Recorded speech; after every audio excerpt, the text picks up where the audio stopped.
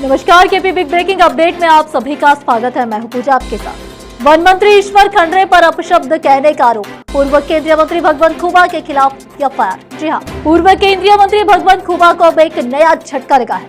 खुबा के खिलाफ मंत्री ईश्वर खंडरे का अपशब्द कहने का आरोप मामला दर्ज किया गया है। पूर्व केंद्रीय मंत्री भगवंत खुबा के खिलाफ वन मंत्री ईश्वर खंडरे को अपशब्द के आरोप में एफआईआर दर्ज की गई है। सुरेश बिरादर नाम के एक कांग्रेस कार्यकर्ता ने भगवंत खुबा के खिलाफ शिकायत दर्ज कराई है और भालकी सिटी पुलिस स्टेशन में पूर्व केंद्रीय मंत्री के खिलाफ मामला दर्ज किया गया है। भगवंत खुबा के खिलाफ एफआईआर। पूर्व केंद्रीय मंत्री भगवंत खुबा के लिए अब एक नई मुसीबत शुरू हो गई है। कार्यकर्ताओं ने गाली देने के लिए खुबा के खिलाफ गुस्सा जाहिर किया है। खुबा के खिलाफ शिकायत दर्ज होने के बाद भालकी सिविल और जेएमएफसी कोर्ट से इजाजत लेकर पुलिस ने एफआईआर दर्ज की है। 7 फरवरी को हुए पापनाश मंदिर के विकास से कार्य के उद्घाटन के दौरान विरोध करने वाले भगवंत खुबा ने राज्य सरकार पर जमकर निशाना साधा। आरोप है कि इस दौरान उन्होंने खंडरे को अपशब्द कहा।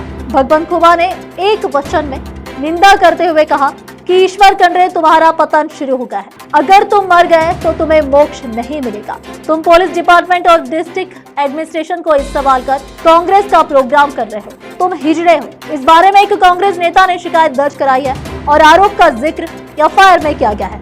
फेसबुक लाइव पर अपशब्द भगवंत खुबा ने 7 फरवरी को हुए पापनाश मंदिर डेवलपमेंट वर्क के उद्घाटन के दौरान विरोध किया था। इस दौरान पुलिस ने भगवंत खुबा और बीजेपी नेताओं को हिरासत में ले लिया। पुलिस द्वारा हिरासत में ले जाने के बाद फेसबुक लाइव पर आए हुए खुबा ने ईश्वर खंडरे को गालियां दी। घटना के 9 दिन बाद खुबा के खिलाफ एफआईआर दर्ज की गई है। कांग्रेस कार्यकर्ता सुरेश बिरादर ने पूर्व केंद्रीय मंत्री भगवंत खुबा के खिलाफ कार्रवाई करने की मांग की है। ईश्वर खंडरे नम ಹುಲಿ ಅಂತ ಕಾರ್ಯಕರ್ತರು ನಮ್ ಹುಲಿ ಅಂತ ನಮ್ದು ನಾಯಕರು ಇವತ್ತು ಅವ್ರ ಸಿಂಹ ಗರ್ಜನೆ ನೋಡಿದ್ವಿ, ಅವ್ರ ಶಕ್ತಿ ನೋಡಿದ್ವಿ. ಕಮ್ಮಿದ್ದವರು ಬಂದು ನಮ್ ಸರಿ ಪ್ರಶ್ನೆಗಳು ನಮ್ಗೆ ಉತ್ತರ ಕೊಡ್ಬೇಕಾಗಿತ್ತು. ಜಿಲ್ಲಾ ಆಡಳಿತದ ಜಿಲ್ಲಾ ಉಸ್ತುವಾರಿ ಮಂತ್ರಿ ಇದೆಯಲ್ಲ, ಬರಬೇಕಾಗಿತ್ತು. ಇದು ನಮ್ಮ ಕಾರ್ಯಕರ್ತರನ್ನ ಪೊಲೀಸರಿಗೆ ದೌರ್ಜನ್ಯ ಮಾಡಿಸ್ತೆ, ಲಾಠಿ ಚಾರ್ಜ್ ಮಾಡಿಸ್ತೆ, ಶರ್ಟ್ ಹರಿಸ್ತೆ, ಕುತ್ತಿಗೆ ಹಿಡಿಸ್ತೆ. ಇದು ಮಾನವ ಹಕ್ಕು ಉಲ್ಲಂಘನೆ ಆಗ್ಯದ. ನಾವು ಮಾನವ ಹಕ್ಕು ಕಮಿಷನ್ಗೆ ನಿನ್ನ ವಿರುದ್ಧ, ನಿನ್ನ ಪೊಲೀಸರ ವಿರುದ್ಧ ಕಂಪ್ಲೇಂಟ್ ಕೊಡ್ತೀವಿ. ನೀನ್ ಕೊಂಡಾಗ ತಂದಿದ್ರ ಇವತ್ತು ನಾವೇನು ಪ್ರಶ್ನೆ ಕೇಳಿದ್ದೇವೆ ಮೊನ್ನೆ ದಿನ ಮಾಡಿದಿರದು. ದೇವಸ್ಥಾನ, ಪವಿತ್ರ ದೇವಸ್ಥಾನದಾಗ ನಿನ್ನ ಅಂತ ಶಿವನ ವಿರೋಧಿ ಅಲ್ಲಿ ಜಾಗ ಕೊಡಲ್ಲ.